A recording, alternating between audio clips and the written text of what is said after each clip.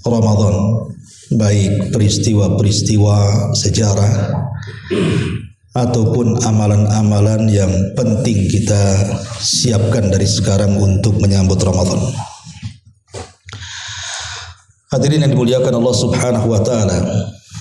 Allah Subhanahu wa taala berfirman dalam Al-Qur'an, "Wa yakhluqu ma yasha'u wa yakhtar." Dan Allah Subhanahu wa taala menciptakan dari makhluk-makhluknya, dan ada makhluk-makhluk yang Allah ciptakan itu Allah pilih sebagian satu dari sebagian yang lainnya. Artinya ketika Allah Subhanahu wa taala menciptakan para malaikat, maka di antara malaikat tentu ada yang lebih mulia di antara mereka. Tentu Jibril lah malaikatnya. Kalau cerita para nabi dan rasul, tentu di antara mereka juga ada yang lebih mulia satu dengan yang lainnya. Dan itu Nabi kita Muhammad sallallahu alaihi wasallam. Kalau kita cerita tentang tempat, maka tidak ada tempat yang lebih mulia dibandingkan Mekah Al-Mukarramah. Dan begitu seterusnya. Termasuk kalau kita cerita bulan, tentu tidak ada yang lebih mulia melebihi Ramadan. Itulah yang disebut dengan Sayyid Ash-Shuhur, pemimpinnya bulan-bulan.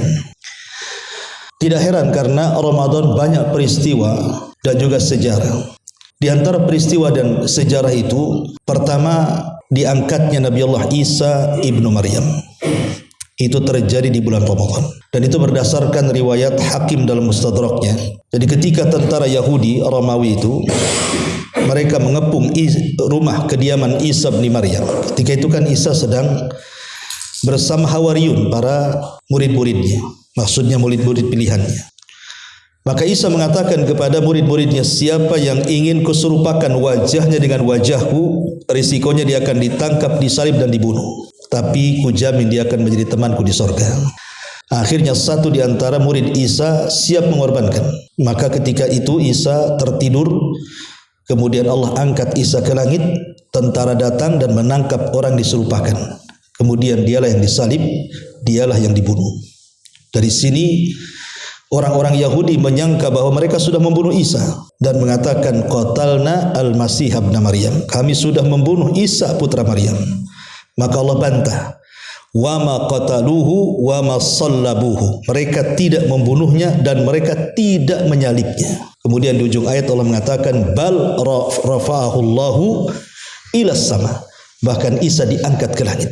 Lah pengangkatan Isa itu terjadi di bulan Ramadan. Kemudian juga peristiwa yang tak kalah menariknya adalah di bulan Ramadan adalah nuzulul wahyi. Karena permulaan turunnya wahyu itu terjadi di bulan Ramadan. Terjadi silang pendapat para ulama tafsir ketika mentafsirkan kalimat inna anzalnahu fi lailatul qadar. Sungguhnya kami turunkan Al-Quran itu di malam Lailatul Qadar. Dan malam Lailatul Qadar tentu ada di bulan Ramadan. Cari Lailatul Qadar di luar Ramadan gak akan dapat. Karena Lailatul Qadar itu hanya ada di bulan Ramadan. Maknanya Al-Quran turun di bulan Ramadan. Tetapi apa maknanya Al-Quran turun di bulan Ramadan itu? Sebagian ulama tafsir mengatakan maknanya ketika turun dari Lauhil Mahfud, diturunkan dari Lauhil Mahfud ke Baitul Uzza. Baitul Uzza itu tempatnya di langit pertama. Jadi 30 juz itu diturunkan dari Lauhil Mahfud, kemudian diletakkan di Baitul Uzza. Lah ketika turunnya Al-Quran dari Lauhil Mahfud ke Baitul Uzza itu di malam Lailatul Qadar, artinya di bulan Ramadan. Ini satu penafsiran. Penafsiran yang kedua, maksudnya bidayahnya, permulaan turunnya. Bukan 30 juz turun di bulan Ramadan, maksudnya permulaannya. Karena permulaan Al-Quran turun itu ketika Nabi SAW berada di Gua Hira. Jadi Rasul 1 bulan di Gua Hira itu di bulan Ramadan.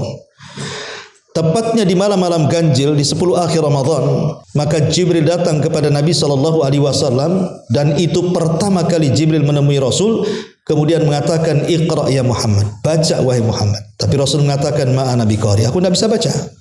Kata Jibril, baca. Rasul mengatakan, aku tak bisa baca. Karena di pikiran Rasul, kalimat perintah baca itu dikiranya membaca tulisan. Loh, Rasul tidak bisa membaca. Rasul itu Nabi Ummi, tidak bisa menulis dan tidak bisa membaca.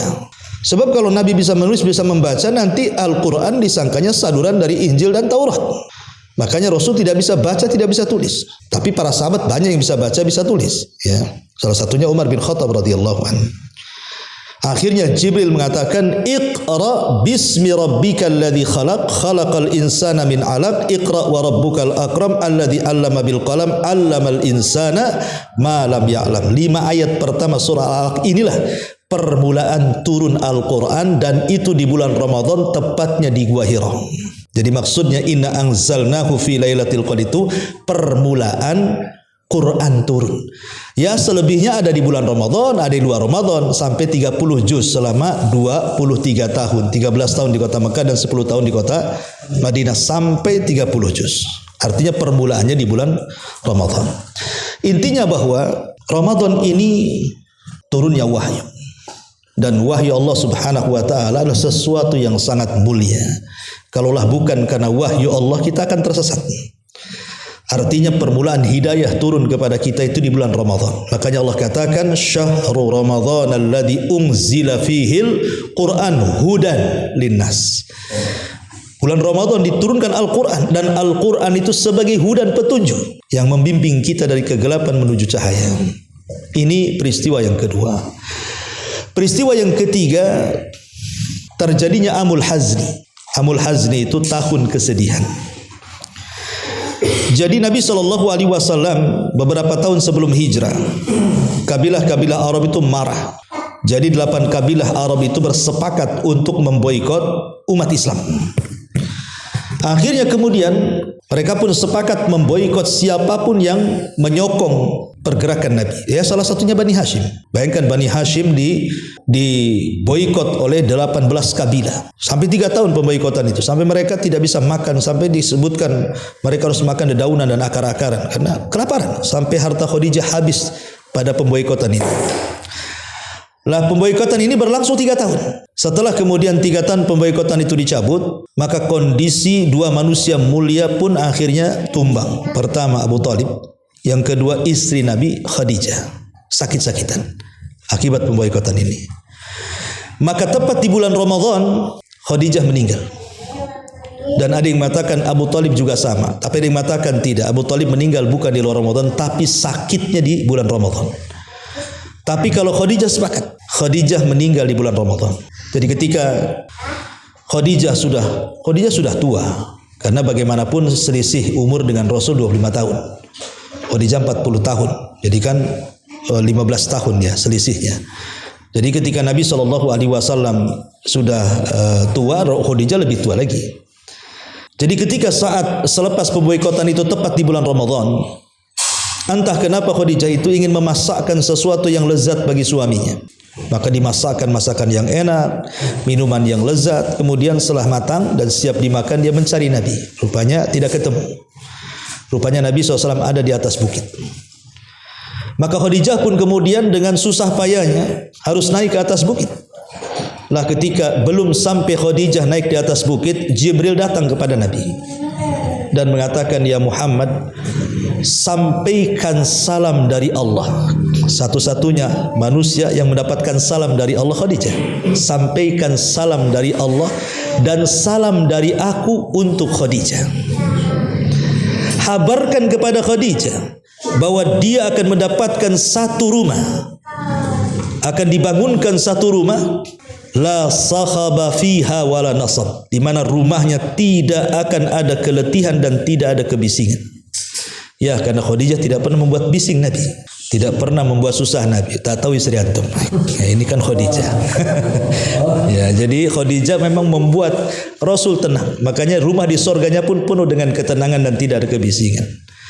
Akhirnya kemudian ketika sudah dekat Khadijah, Jibril menyingkir. Kemudian Khadijah pun datang kepada Nabi. Dilihatnya Nabi itu lunglai karena stres, ya, banyak masalah di kepala Nabi. Maka Khadijah kemudian menghibur Nabi dan mengingatkan soal nasihat Waraqah ibn Naufal. Ya Khadijah, ya suamiku wahai Nabi Allah, ingatlah nasihat Waraqah ibn Naufal, bahwa engkau harus bersabar. Akhirnya kemudian Rasul memeluk Khadijah dan menyampaikan salam dari Allah dan dari Jibril. Tiba-tiba malaikat maut datang dan Khadijah meninggal di pelukan Nabi sallallahu alaihi wasallam. Subhanallah. Khadijah meninggal di pelukan Nabi, tapi Nabi meninggal di pelukan Aisyah ummul mukminin radhiyallahu anha. Lah, kematian Khadijah itu terjadi di bulan Ramadan. Terjadi di bulan Ramadan. Ini peristiwa sebelum hijrah. Ya. Adapun peristiwa setelah hijrah banyak. Ya, saya akan menyebutkan perkara yang besar saja berdasarkan nas Al-Qur'an. Allah Subhanahu wa taala mengatakan, "Idza jaa nasrullahi wal fath." Apabila datang pertolongan Allah dan pembebasan kota Mekah. Dua-duanya terjadi di bulan Ramadan. Nasrullah di sini artinya perang Badar. Apabila datang kemenangan di perang Badar, maksudnya begitu. Dan perang Badar terjadi di tahun kedua Hijriah, tepat di bulan Ramadan. Para sahabat sedang berpuasa, mereka berperang, tapi Allah menangkan. Ya, karena bulan itu bulan berkah. Kemudian terulang lagi ketika Fathu Mekah. Ketika Fathu Mekah itu terjadi di bulan Ramadan juga, dan Allah juga menangkan. Ketika pembebasan Baitul Maqdis juga di zaman Amirul Mukminin Salahuddin Al-Ayyubi, itu juga terjadi di bulan Ramadan. Ya, makanya lihat sekarang Palestina dengan Israel ini biasanya kalau ada kerusuhan tahun-tahun sebelumnya biasanya terjadi di bulan Ramadan kan itu. Ramadan sekarang lebih sengit lagi itu perangnya. Ya, karena bangkitnya umat Islam itu biasanya di bulan Ramadan gitu ya. Masyaallah muslimin yang dimuliakan Allah Subhanahu wa taala. Jadi dua peperangan yang menjadi dasar peperangan-peperangan yang lainnya itu adalah Badar dan juga Fathu Mekah. Dua-duanya terjadi di bulan Ramadan. Kemudian juga yang sama adalah kematian Fir'aun yaumat ini. Siapa? Abu Jahal. Meninggal di bulan Ramadan. Oh, kalau begitu meninggalnya husnul khotimah di bulan Ramadan. Tidak, karena dia meninggal di perang Badar. Ya kan, meninggal di perang Badar. Badarnya di bulan Ramadan. Dia meninggal di perang Badar ketika perang. Jadi itu azab bagi si Fir'aun yaumat ini, Abu Jahal laknatullah, itu terjadi di bulan Ramadan. Termasuk juga meninggalnya putri beliau, Ruqayyah. Itu saat pulangnya Rasul dari Badar itu masih Ramadan. Karena ketika hendak berangkat pergi perang itu, Ruqayyah sudah parah sakitnya. Makanya Utsman ketika mendaftarkan diri untuk berperang, Rasul tahan, jangan. Kata Nabi SAW, sebaiknya kau rawat istrimu dan kupastikan kau akan mendapatkan bagian harta ghanimah perang walaupun kau tidak ikut perang. Maka Utsman pun akhirnya terpaksa tidak ikut perang karena merawat istrinya Ruqayyah. Dan ini juga tanggung jawab seorang suami. Di antara 5 kewajiban suami itu, 1 ngasih makan, ngasih minum, ngasih pakaian, ngasih tempat, dan obat-obatan, kesehatan maksudnya. Itu 5 pokok suami kepada istri. Ini wajib, kalau tidak berdosa antum. Kalau sakit enggak usah biar dibiarin. Enggak usah nunggu mati. Nambah saja. Ngapain nunggu mati? Nambahlah. Apa pula nunggu mati? Repotnya gini, kadang-kadang itu matematika salah, 1 tambah 1 1, atau 1 tambah 1 dua-duanya hilang. Tapi intinya bahwa Ruqayyah itu ketika Rasul pulang dari Badar rupanya sudah meninggal dunia. Subhanallah ya. Dan banyak peristiwa-peristiwa termasuk berdirinya Universitas Al-Azhar Mesir. Ya, itu juga terjadi di bulan Ramadan. Sejarah awalnya berdirinya Universitas Al-Azhar yang ada di Mesir. Dan banyaklah kisah-kisah tentang bulan Ramadan. Intinya bahwa banyak peristiwa terjadi di bulan Ramadan. Dan subhanallah, Ramadan ini merubah segalanya. Merubah semuanya. Jadi dengan datangnya Ramadan itu terubahkan seluruh alam semesta. Bayangkan, Ramadan ini merubah kondisi neraka, merubah kondisi sorga, merubah alam jin dan syaitan. Kata Nabi SAW, "Idza ja'akum Ramadan, futihat abwabul jannah, wa ghulliqat abwabun niran, wa suffidati asyayatin." Apabila datang Ramadan kepada kalian, maka pintu-pintu neraka yang sehari-hari terbuka tiba-tiba ditutup. Bayangkan alam neraka dirubah dengan Ramadan. Semua pintu neraka ditutup. Padahal setiap hari terbuka sampai hari ini. Tapi dengan datang Ramadan semua ditutup. Kemudian pintu-pintu surga yang tadinya tertutup terbalik pula, semua terbuka. Merubah alam surga. Kemudian merubah alam jin dan syaitan, di mana maradatus syayatin, setan-setan yang paling jahat yang kalau menggoda itu sampai tingkat kekufuran dan kesyirikan itu semua diikat di bulan Ramadan. Jadi maksudnya setan-setan diikat tidak semua diikat. Maksudnya maradatus syayatin. Sebutkan dalam riwayat maradatus syayatin. Kan bertingkat-tingkat setan itu, ada iblis paling tinggi, di bawah kalau dibuat struktur yayasan tuh iblis gitu. Nanti di bawahnya itu ada ifrit gitu ya. Kemudian di bawahnya lagi ada maradah. Nah, di bawahnya lagi ada ghul, ada jin, ada setan. Jadi dia tingkat-tingkatan. Lah yang paling jahat dari anak buah iblis itu disebut maradah. Itu kalau goda-goda betul sampai tingkat kekufuran. Ya, lah setan-setan yang paling jahat-jahat ini yang diikat. Yang kecil-kecil ya masih berkeliaran. Ya, makanya ini juga satu pertanyaan, kok ada orang yang masih nggak puasa di bulan Ramadan, katanya setan udah diikat, nah, gitu ya. Yang diikat itu setannya, dianya tadi ikat. Jadi maksudnya setan-setan kecil masih berkeliaran. Dan walaupun tidak ada setan, bukan berarti kemudian orang yang tidak puasa di bulan Ramadan itu diganggu setan. Anggaplah tidak ada setan. Karena yang membuat jahat itu bukan setan aja, hawa nafsu juga bisa membuat jahat orang. Ya, karena hawa nafsu itu tercipta syahwat, kalau setan tercipta syubhat. Penyakit manusia cuma dua saja. Pertama syubhat, syubhat merusak agama. Kalau syahwat merusak akhlak. Zina, mencuri, korupsi, minum khamar, itu kan akhlak semua. Ya, tapi setan ini dibuatnya tidak sholat, tidak zakat, tidak puasa, pindah agama. Itu kan udah, kalau setan ini tujuannya supaya pindah agama aja, ya, supaya rusak agamanya. Tapi kalau hawa nafsu ini supaya akhlaknya rusak, ya, mengikuti syahwat perutnya, syahwat kemaluannya, syahwat kepalanya, dan begitu seterusnya. Jadi tiga alam ini terubahkan. Dalam riwayat bahkan pintu-pintu langit terbuka. Jadi langit-langit juga terubahkan di bulan Ramadan. Jadi kalau pintu-pintu langit itu ya dibuka ketika Senin Kamis atau ketika ruh naik gitu ya, dibuka pintunya. Tapi Ramadan ini dibuka tuh mulai dari awal Ramadan sampai akhir Ramadan. Jadi betul-betul memang dirubah alam semesta ini. Semua alam semesta dirubah dengan kondisi Ramadan. Apalagi dengan datangnya Lailatul Qadar itu merubah semuanya. Artinya begini, ikhwatu fiddin. Kalau seandainya sorga bisa terubahkan dengan Ramadan, neraka bisa terubahkan dengan Ramadan, alam jin dan syaitan juga berubah, langit-langit juga berubah. Kalau kita ingin berubah itu sebenarnya waktunya Ramadan. Itu paling mudah. Kalau kita ingin merubah diri yang lebih baik lagi, itu pasti waktunya di bulan Ramadan tuh. Itu paling cepat. Kenapa? Karena pendorong perubahan. Kok perubahan jadinya? Ya. Ya. Jadi pendorong yang perubahan alam semesta begitu cepat di bulan Ramadan, maka kalau kita ingin berubah, yakin pasti bisa. Orang ngerokok aja nggak ngerokok di bulan Ramadan, kan gitu ya kan? Coba di bulan Ramadan itu apa? Karena di bulan Ramadan itu betul-betul ziyadatul iman, penambahan iman itu tidak Anda lihat di luar Ramadan, tidak ada. Masjid tidak ada yang paling penuh kecuali Ramadan. Tidak ada. Selain Ramadan lihat masjid, segitu-gitu aja. Tapi kalau Ramadan sampai ke tempat sandal dikasih terpal. Ya, sampai sholat ke tempat-tempat sandal. Walaupun minggu pertama aja. Minggu kedua itu udah mulai geser ke depan kan. Artinya tapi kita bisa lihat masjid-masjid penuh di mana-mana. Tidak di kota, tidak di desa, tidak di negeri Indonesia, pokoknya negeri-negeri Islam. Hampir masjid penuh semuanya. Dan tidak ada orang yang membaca Quran paling banyak kecuali Ramadan. Sekarang kalau dengar Quran itu mau azan aja ada qiraah. Nanti Ramadan kayak suara tawon di mana-mana. Bahkan sampai jam 1, jam 2 pun dia masih ngaji. Entah rekaman entah dia, enggak tahu juga. Tapi yang jelaskan Ramadan ini baca Quran luar biasa di mana-mana.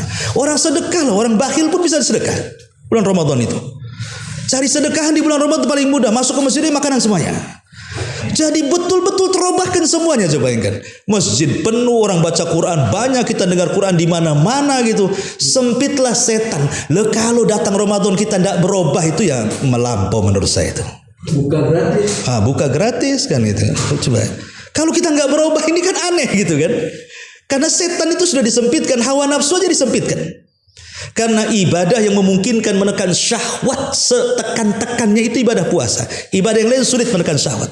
Hatta sholat sendiri sulit menekan syahwat. Tapi kalau puasa betul-betul ditekan syahwat itu ke titik terendah. Karena syahwat itu tidak terjadi kecuali karena 5 perkara. Pertama, fudulul kalam, banyak ngomong. Ya kalau orang banyak ngomong pasti banyak salahnya. Ada banyak salahnya, banyak dosanya nanti kan. Kalau orang puasa nggak mungkin banyak ngomong. Kalau orang banyak ngomong lagi puasa dicurigai itu puasanya. Kok puasa apa? Kok banyak ngomong dari tadi? Kan gitu ya. Karena orang kalau lagi puasa ngomong kan haus. Otomatis sedikit lah ngomongnya dia. Yang kedua, fudulut ta'am, banyak makan. Kalau orang puasa nggak mungkin makan. Dan banyak makan itu yang menjadikan lemahnya badan. Orang kalau kenyang ngantuk tidur kan itu ya. Tapi kalau orang lagi puasa lapar dia, susah tidur. Enggak Ustaz, ada juga yang puasa tidur orang tuh. Tak tahu dia mungkin balas dendam. Ya kan, malamnya dimakan banyak-banyak kan gitu. Enggak tahu juga. Intinya kalau dia betul-betul puasa itu enggak tidur dulu, perang kok. Ya, perang Badar itu perang di bulan Ramadan kan itu.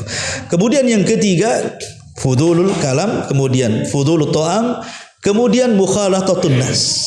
Banyaknya bergaul. Syahwat itu diakibatkan banyak bergaul, banyak ya ngadiri sana, ngadiri pertemuan sini, ketemu di warung ini, ketemu di warung itu. Tapi kalau sudah Ramadan, apalagi siang-siang bolong panas-panas diajak jalan-jalan, mikir juga orang tuh. Bagus di rumah saja, ngasih ngadem kan gitu. Apain juga kan. Akhirnya apa? Pandangan kita sedikit banyak akan ghaddul basar, nggak melihat hal-hal yang aneh-aneh di luar kan. Ya. Ini yang ketiga. Yang keempat, yang menjadikan munculnya syahwat adalah farj, kemaluan. Ya, kemaluan kan gitu. Dan biasanya orang yang berpuasa syahwatnya berkurang. Ya, karena orang kalau jima di bulan Ramadan batal lah Ramadannya kan gitu ya. Artinya dia akan menahan syahwatnya. Ya, pasti akan ditahan syahwatnya gitu. Ya. Kemudian yang terakhir, cara berpikir dia pasti akan positif karena biasanya syahwat terbentuk dari pikiran yang enggak gitu ya. Dia membayangkan hal-hal yang maksiat gitu. Itu akan teredam di bulan Ramadan. Itu dari segi syahwat itu ditekan. Kemudian setan pun susah akan masuk ke tubuh manusia. Kenapa? Kan Rasul mengatakan setan itu masuk ke tubuh manusia dari jalan darah. Setan itu masuk ke tubuh manusia itu dari jalan darah. Orang kalau puasa darahnya agak pelan dia, akan sulit setan itu masuk.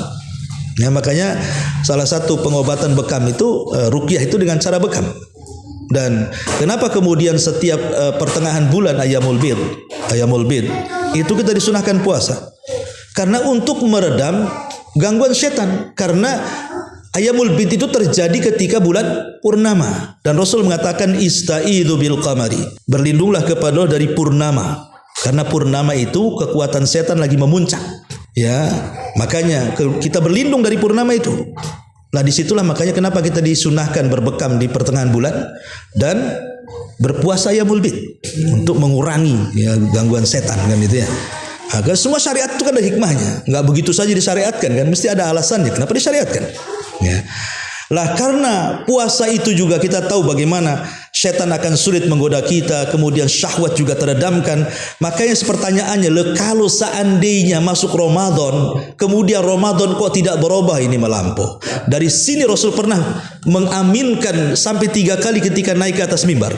Naik kakinya ke mimbar yang pertama Rasul mengatakan amin. Naik ke mimbar kedua Rasul mengatakan amin.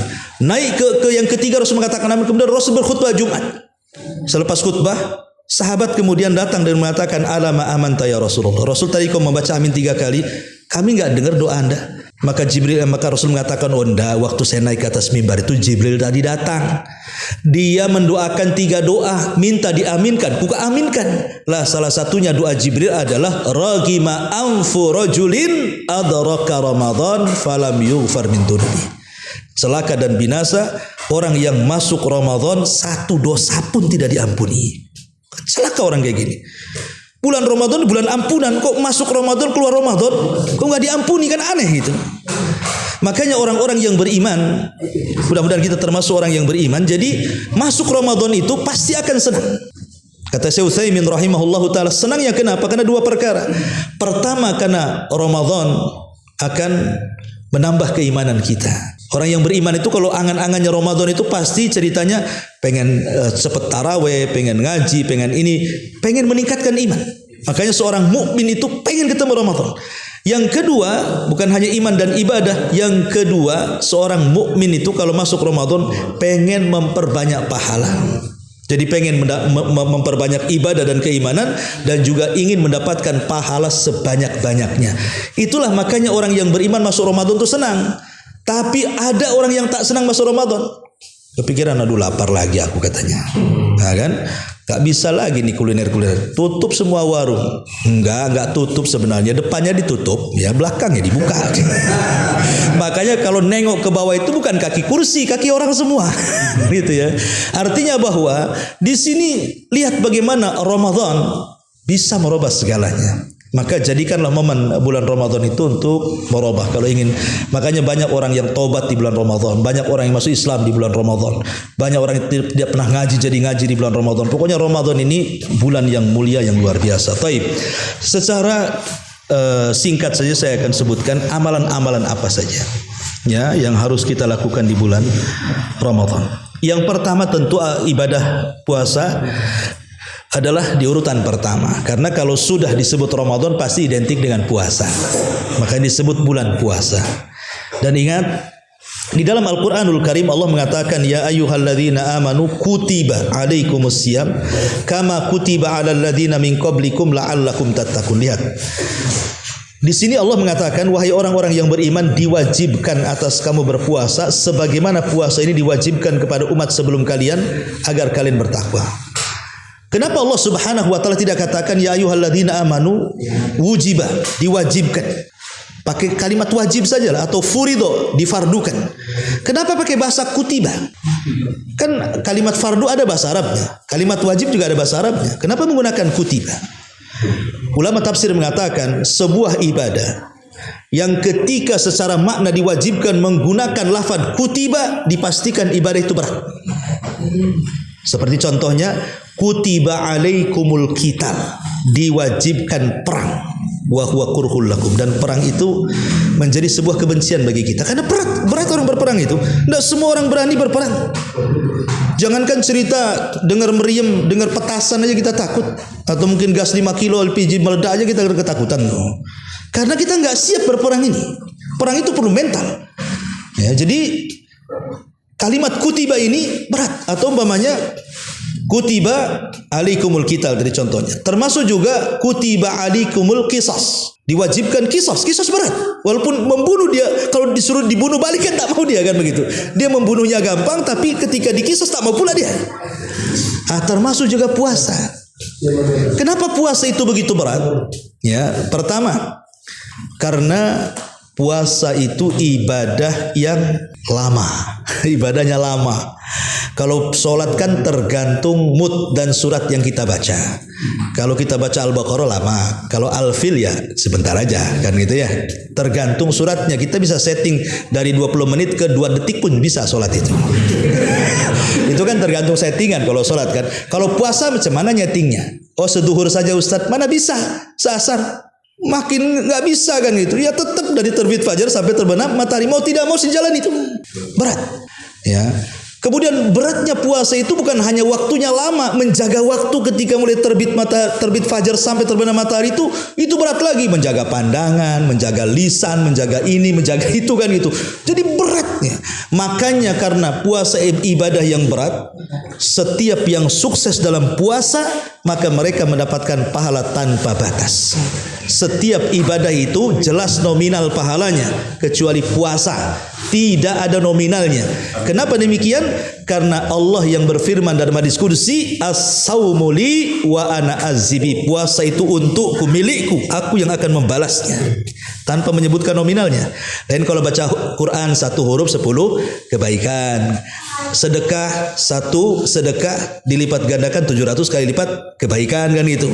Nah, jadi semua ibadah itu dikembalikan kepada kita pahalanya, kecuali puasa dikembalikan kepada Allah. Kenapa dikembalikan kepada Allah? Karena ibadah satu-satunya yang ikhlas dan jauh dari riya itu hanya puasa. Semana caranya orang puasa mau riya? Kecuali dia ngomong, afwan lagi puasa saya. Coba dia nggak ngomong. Umpamanya sama ini besok hari Kamis atau hari Senin, antum puasa, jangan ada yang ngomong. Saya nggak tahu mana satu yang puasa kan. Umpamanya disodorin air, padahal dia sedang puasa, dia udah minum, umpamanya. Maksudnya udah minum tadi sahur kan itu dia. Dia bisa saja ngomong begitu kan. Susah. Tapi kenapa? Karena puasa gak ada wujudnya. Lain dengan sholat kan ada wujudnya. Takbiratul ihramnya nampak, ruku sujudnya nampak, sedekah bawa hartanya nampak gitu ya. Tapi kalau puasa ini tak jelas wujudnya. Oh enggak Ustaz, itu saya tahu orang itu puasa. Kenapa? Pucat tuh mukanya katanya. Orang pucat muka bukan puasa. Dia demam 2 hari tak tidur. Kan gitu. Atau dia suka ngeludah, itu tutup puasa itu, ngeludah terus dari tadi itu. Lagi sariawan itu. Jadi nggak bisa. Makanya satu-satunya ibadah yang susah ria dan penuh dengan keikhlasan itulah ibadah puasa, ya. Adapun sejarahnya ya banyak. Kemudian yang kedua, al-qiyam, ibadah identik dengan Ramadan biasanya salat tarawih, qiyamul lail, ya. Dan sebaiknya qiyamul lail itu umpamanya kan terkadang kita ini ada yang beda madhab. Ada yang 11 rakaat, ada yang 23 rakaat. Ya. Kalau Allah takdirkan kita yang meyakini 11 rakaat kemudian salat di belakang imam yang 23 rakaat, jangan 11 rakaat kemudian pergi. Ikut saja yang 23 rakaat. Ya, kenapa demikian? Karena ada keutamaannya. Atau kita yang 23 rakaat nih, kok salat di belakang imam di sebelah, ikut 11 rakaat. Kenapa? Karena Nabi SAW mengatakan dalam sebuah hadis, kata Nabi mengatakan man qama ma'a imamihi. Di sini dikeluarkan Imam Ahmad Tirmidzi, man qama ma'a imamihi hatta yansarif kutiba lahu qiyamul laili. Siapa yang salat bersama imam dan dia salat sampai imam berpaling. Artinya nunggu berpaling dulu imam baru kita berpaling. Nunggu bubar imam baru kita bubar. Jangan membubarkan diri imam belum bubar gitu maksudnya, ya. Kata hadis ini, siapa yang sholat di belakang imam sampai imam berpaling, kita ikut berpaling. Kata Nabi SAW, kutiba, maka akan dicatat pahala bagi dia qiyamul laili. Ya, kutiba lahu qiyamul lail, maka dicatat pahala seolah-olah Anda sholat malam satu malam suntuk tuh. Coba bayangkan, kalau kita sholat pada isya sampai subuh, siapa yang kuat? Tapi cukup sholat tarawih sampai selesai imam, maka kita dianggap sholat malam satu malam suntuk tuh. Luar biasa. Artinya kalau antum bubar, ini kan 23 rakaat 11, antum gak dapat apa-apa lah, karena tidak bubar bersama imam. Makanya kalau pengen yang 11 cari imam yang 11 juga kan gitu ya. Udah tahu 23 rakaat ke situ pula. Sebenarnya tidak ada masalah. Ya, mau yang 11 mau yang 23 itu semua juga ada pendalilannya. Yang masalah itu yang tidak taraweh sebenarnya. Intinya seperti itu ya kan. Wallahu alam. Kemudian yang ketiga, qiraatul Quran. Nah, ini memang ibadah di bulan Ramadan. Banyak sekali para ulama itu kalau datang Ramadan dia menghentikan daras pelajaran dan mereka berpaling kepada Quran. Imam Malik sendiri, Imam Malik itu hafal Quran sebelum balik. Sebelum balik sudah hafal Quran Imam Malik. Tapi kalau datang bulan Ramadan dia ambil mushaf.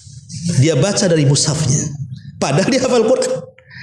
Artinya disunnahkan, dianjurkan tetap kita pegang mushaf dan baca Quran. Kalau bisa dihatamkan. Dari handphone. Boleh dari handphone. Cuman lobetnya masalah nanti. Ya, itu aja. Nah, makanya dibedakan mushaf Quran, mushaf ini. Nah, ini mushaf ya. Ini mushaf juga, ini mushaf elektronik namanya. Ini mushaf kertas. Ini hukumnya beda. Wanita haid tidak boleh baca Quran dari sini. Karena ini mushaf. Tapi wanita haid boleh baca Quran dari sini. Boleh. Karena ini bukan mushaf. Ini sewaktu-waktu bisa diganti programnya. Bisa dihilangkan, bisa dimunculkan, bisa digeser, bisa dihapus, bisa dimunculkan. Makanya para ulama kontemporer ketika berfatwa hukum wanita haid membaca mushaf, kalau mushafnya yang maksud ini kertas, haram, tidak boleh. Karena ada hadisnya. Tapi kalau handphone boleh, wanita haid boleh dari elektronik. Karena ini bukan mushaf. Ini handphone. Walaupun ada mushafnya, pamannya ada mushafnya. Ini apa ini? Pasti ngomong handphone semua orang. Nggak ada yang ngomong mushaf. Padahal ada mushafnya kan. Coba kalau ini apa? Handphone. Oh bego tuh. Ini mushaf kok bilang handphone. Kan gitu ya. Ya, karena ini bukan mushaf, secara penamaan aja beda gitu ya. Makanya wanita haid, wanita nifas boleh ya membaca Quran dari handphone. Dan ini sebuah rahmat dari Allah. Allah mudahkan adanya handphone sehingga wanita haid bisa baca. karena dia tidak sedang memegang mushaf. Tapi makin banyak handphone, makin malas dia baca Quran, makin tidak mau dia. Padahal mudahkan kan. Sekarang kalau kita nenteng mushaf ini kayaknya malu, disangkanya salah alamat, mesti di sana loh. Enggak, saya mau ke warung. Kenapa kan dia bawa mushaf kan? Tapi bawa handphone walaupun ada mushafnya, nggak ada orang tanya seperti itu. Artinya kan kita bisa di warung bisa baca mushaf, bisa di kendaraan. Tapi kalau kita baca kadang-kadang malu kalau bawa mushafnya kan. Artinya Allah mudahkan baca Quran. Ketika Allah mudahkan tak mau juga baca Quran kan aneh. Ya, artinya bahwa oke lah di luar Ramadan mungkin kurang baca Quran, tapi kalau masuk Ramadan maka fokuskan. Kenapa? Tadi sejarahnya sudah saya jelaskan. Karena bulan Ramadan itu bulan turun wahyu. Artinya wahyu itu yang kita baca. Nah itu ya. Nah, kalau sekarang bulan itu bulan turun wahyu, kita tidak perhatian dengan wahyu, ini luput bagi dia kebaikan. Kemudian qiraatul Quran yang keempat, sedekah. Nabi itu paling dermawan di bulan Ramadan, apalagi datang Jibril. Ya. Lah sedekah di bulan Ramadan ini bisa juga dalam bentuk memberikan iftar, dan itu pahalanya luar biasa. Ya, karena Rasul mengatakan man fattara shaim kana lahu ajru shaim. Siapa yang memberi makan orang yang sedang berpuasa ketika iftar, maka dia dapat pahala orang yang berpuasa. Jadi kalau kita umpamanya ke masjid nih ngasih 10 kotak makanan dan 10 minuman gitu kan. Kemudian dengan makanan dan minuman kita orang itu membatalkan puasa, berarti pahala dia dikasihkan ke kita. Kalau 10 orang berarti 10 orang berpuasa untuk kita. Makanya kalau ngasih ke masjid itu yang aneh-aneh biar dilirik orang. Jangan bakwan aja kan, sama aqua gelas jangan. Kalau bisa itu yang menarik-narik, yang warnanya hijau, cincau atau apa kan. Jadi ini dulu nih. Nah gitu. Jadi kalau aqua gelas, malas aqua gelas kan. Kasih yang enak. Jadi makanan kita lu disantap kan. Iya. Jadi gimana caranya menarik orang itu ngambil makanan kita? Ya kalau yang biasa-biasa itu nanti habis sisa aja katanya. Kan gitu. Jadi harus yang enak-enak. Jadi senang juga yang puasa juga pasti akan nyari-nyari ke masjid itu lagi. Enak di masjid itu katanya. Kenapa? Pelangi itu semua warnanya bisa dimakan gitu kan. Taib. Ini juga dalam bentuk sedekah ataupun sedekah beri makan iftar atau sedekah secara umum. Ya, karena bagaimanapun sedekah di bulan Ramadan pahalanya jauh lebih besar dibandingkan sedekah di bulan-bulan yang lainnya. Ya, sedekah sekarang pun berpahala. Ya, tetapi kalau kita sedekah di bulan Ramadan itu lebih berpahala lagi. Terlebih-lebih kalau sudah mendekati 10 akhir Ramadan. Ya, supaya kita mendapatkan Lailatul Qadar dari sedekah kita. Umpamanya begini, ini sekarang malam 20 Ramadan. Berarti ke depan lagi 10 hari Idul Fitri. Kita mau sedekah tiap malam, tidak ada duitnya Ustaz. Kata siapa? Pecahkan aja. 1 juta dipecahkan jadi 100. Tiap malam 100. Tidak mungkin dari 100 tak ada yang bertepatan dengan Lailatul Qadar itu. Pasti ada yang bertepatan. Iya kan? Kalau tiap malam lah.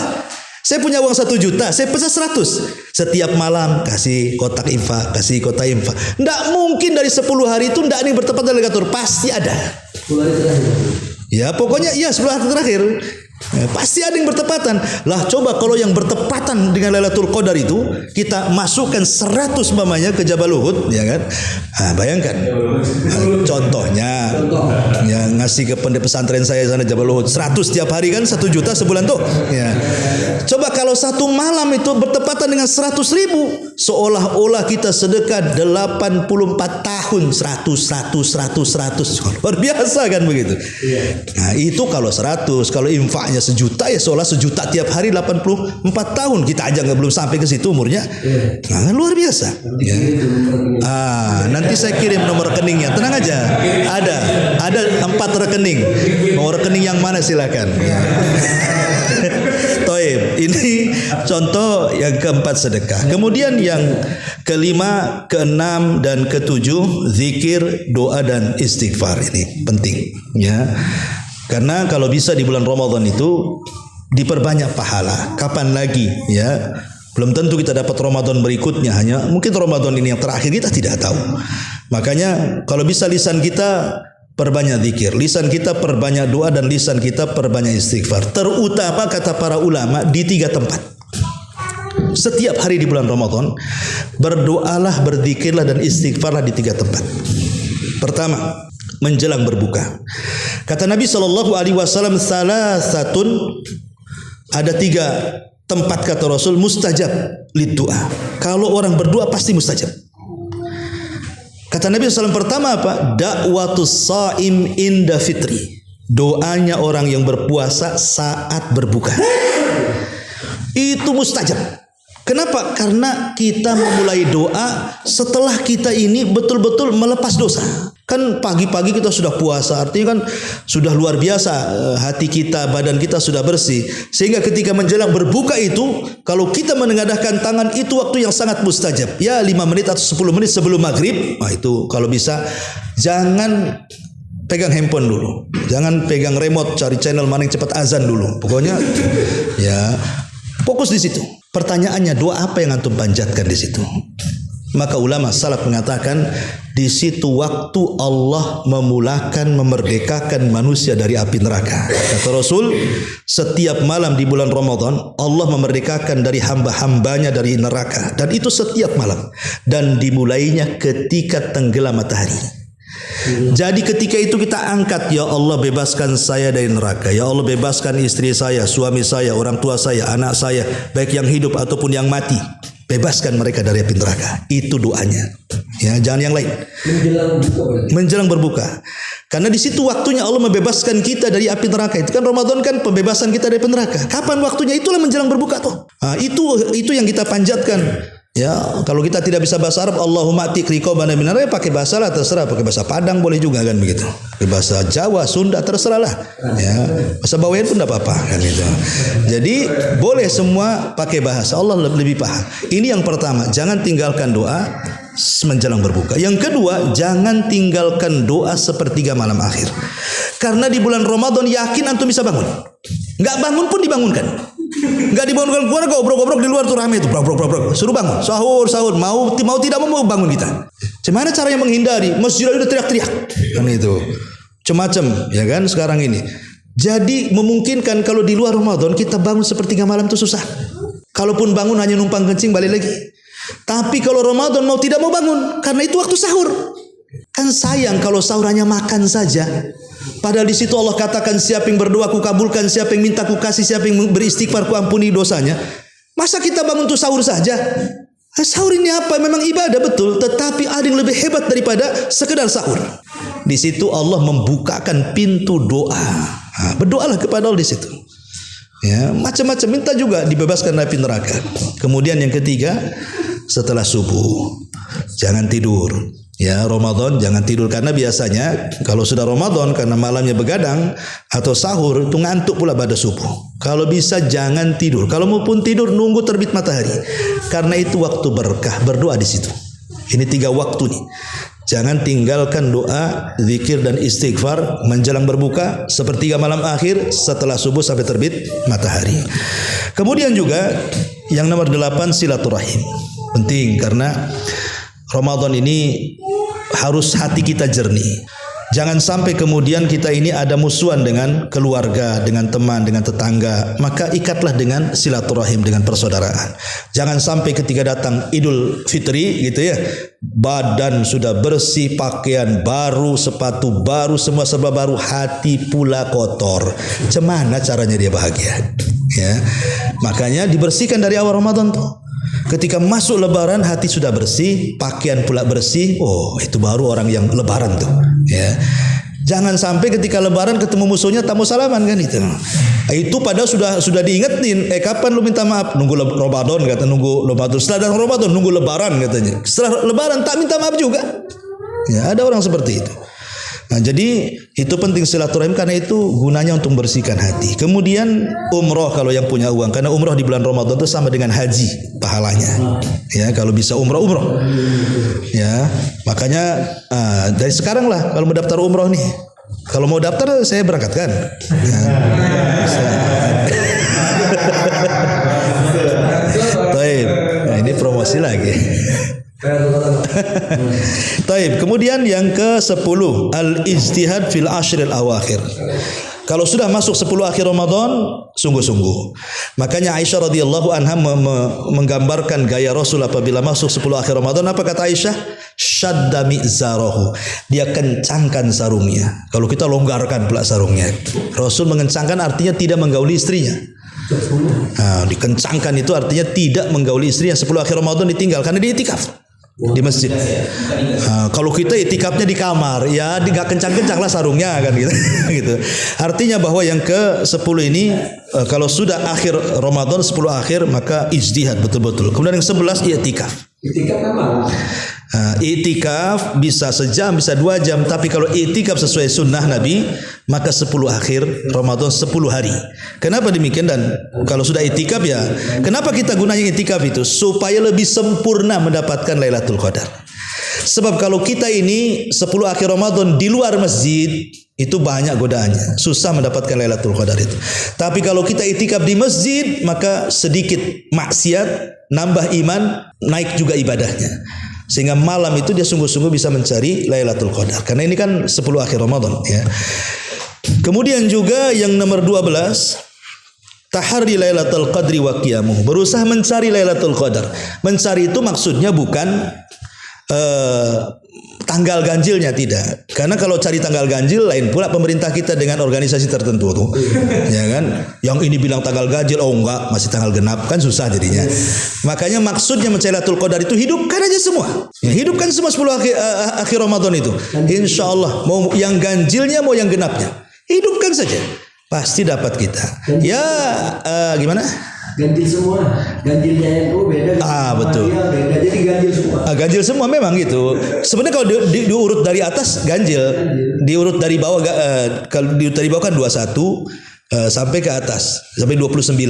Nanti kalau dari tanggal 3 Ramadan 30 diurut dari 30-nya, nanti jatuhnya ganjil 28. Kan gitu ya.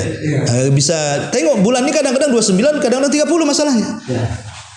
Mungkin menurut kita nampak bulan Saudi 29. Oh di Indonesia tak nampak bulan 30. Jadi makanya anggaplah semua ganjil, selesai. Ya. Maka itu mendapatkan Lailatul Qadar itu kan ada yang mendapatkan mungkin sejam aja ya lumayan. Ada yang dapat 2 jam saja, ada yang 3 jam saja, ada yang 1 malam dia dapat, alhamdulillah. Kan tergantung kekuatan orang bangun di malam hari kan gitu ya. Tapi sebaiknya memang para ulama persiapkan dengan cara apa? Tidur kailulah di siang hari. Tidur di siang hari untuk begadang di malam hari. Di luar Lailatul Qadar saja kita bisa begadang, main catur dengan kopi, dengan rokoknya, dengan apanya kan. Lailatul Qadar masa nggak bisa? Berarti hawa nafsu dia yang masalah kan itu. Kemudian juga yang nomor 13, al-julus fil masjid hatta tatlu asyam. Sebaiknya kalau Ramadan itu lebih banyak duduk di masjid. Ya. Umpamanya ini istirahat, sholat duhur, kan nggak makan siang. Ya udah habis sholat duhur duduk, baca Quran, zikir, nanti kerja lagi, nanti asar gitu lagi. Jadi sebaiknya perbanyak duduk di masjid, terutama di waktu pagi sampai menjelang terbit matahari. Dari waktu fajar sampai terbit matahari kita berzikir, kemudian sholat syuruk itu pahalanya sama dengan haji dan umroh malah. Kemudian juga di antara ibadah-ibadah sunnah ya memberi makan orang berpuasa. Kemudian juga ini penting. Kan ini mempengaruhi pahala ibadah puasa, tarkul ghibah, meninggalkan ghibah, dusta dan dosa-dosa lisan. Ya, karena banyak orang yang berpuasa tidak dapat pahala kata Rasul. Rubba shaimin laisa lahul jaza illal ju' wal atas kata Rasul. Berapa banyak orang yang berpuasa itu hanya lapar-laparan aja tuh. Enggak dapat apa-apa. Kenapa? Tadi puasanya itu hanya puasa badan, tidak sampai puasa hati dan puasa lisan.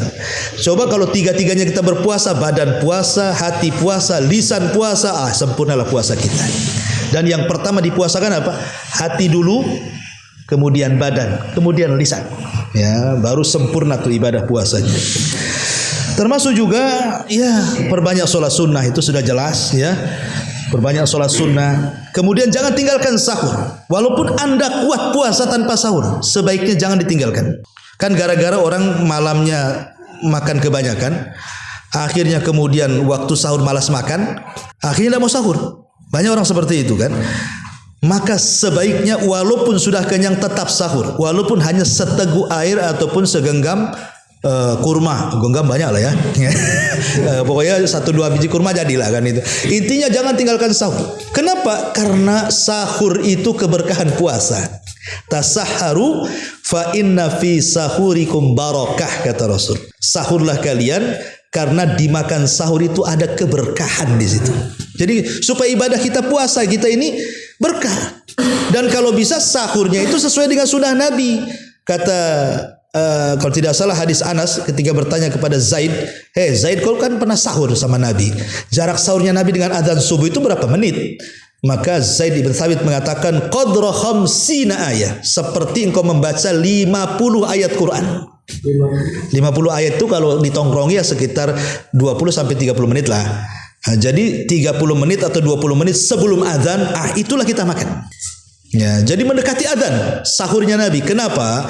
Supaya ketika selesai sahur betul-betul bertepatan dengan azan subuh dan itu start puasa. Dan supaya ketika siang itu kita masih kuat karena masih banyak isinya. Tapi kalau sahur jam 2 udah lapar, udah malas jadinya. Ya kan? Kenapa? Karena puasa nambah jam. Yang harusnya puasa itu startnya terbit fajar, jam 3 dia udah puasa, itu nambah jam namanya. Itu kalau sahurnya jam 2, jadi ditambah waktu jam puasanya, itu yang buat kita lapar jadinya. Makanya kalau ngikut puasanya Nabi, senang puasa itu. Ya, cuman kalau ngikut puasanya dukun-dukun puasa mutih ya gak jelas itu ya. Nah, ini juga diantara termasuk takjilul fitr. Menyegerakan berbuka juga jangan dianggap remeh. Karena ada orang umpamanya Anda ini sedang naik kendaraan di jalan, datang waktu maghrib, mau buka tak ada air, mau makan tak ada kurma kan itu ya. Nggak mungkin jilat-jilat setir kan itu kan. Ya. Tetapi bukan berarti nantilah bukanya kalau sampai di rumah, nggak boleh. Tetap harus berbuka juga. Bagaimana caranya? Cukup dengan niat. Saya batal puasanya. Sebab kalau kita tidak membatalkan sampai rumah kemudian tenggelam matahari, bintang pula muncul, maka puasa kita tidak ubahnya dengan puasa orang-orang Yahudi dan Nasrani. Tasyabuh jadinya puasanya kan, menyerupai orang kafir. Nah, supaya tidak menyerupai orang kafir ketika teng maghrib saja nggak ada yang dimakan, nggak ada yang diminum, niatkan batalkan. Nggak perlu jilat-jilat jari, nggak perlu. Cukup niatkan saja bahwa saya membatalkan puasa, itu sudah cukup. Innamal a'malu binniyat. Amal itu ditentukan niatnya. Makanya Rasul mengatakan manusia itu, umat Islam ini tetap akan di atas kejayaan selama mereka menyegerakan berbuka. Pertanyaan, masa berbuka bisa menjadikan umat Islam jaya dan bisa mengalahkan orang kafir? Apa hubungan makan dengan kejayaan di sini? Bukan masalah makannya, tetapi masalahnya di sini ada penyelisihan kepada orang kafir. Di situ kejayaannya. Ketika kita selalu menyelisih orang kafir, maka kita akan jaya. Ketika kita semakin meniru orang kafir, makin lemah kita. Gitu maksudnya. Ketika kita berbuka, menyegerakan berarti menyelisihi puasanya orang kafir. Ketika kita mengakhirkan, apa ubahnya kita dengan mereka? Nah, lemah kita jadinya. Ya, Taib, ini juga diantara ibadah-ibadah dan yang paling penting juga yang terakhir karena nampak udah pada ngantuk. Ya, kalau bisa tasamuh itu maafkan orang yang mulai memancing-mancing permusuhan dengan kita. Kata Nabi SAW, fa in syabba ahadun, kalau ada orang yang mulai mancing-mancing ini, entah dia ngomong kotor, entah dia buat emosi kita, entah buat bertengkar, atau mungkin istri kita buat dongkol, maka jangan dilayan, tetapi katakan fakulum ri'in shaim, saya lagi puasa, saya nggak ngelayan dulu.